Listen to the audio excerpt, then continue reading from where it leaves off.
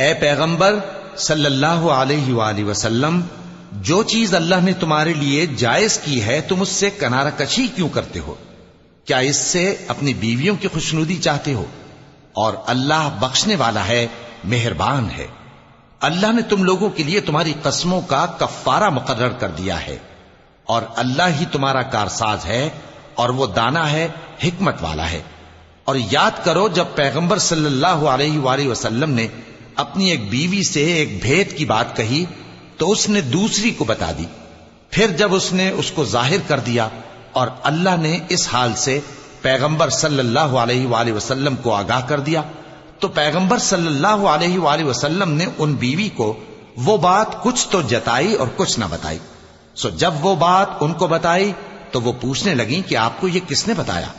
فرمایا کہ مجھے اس نے بتایا ہے جو سب کچھ جاننے والا ہے، خبردار ہے۔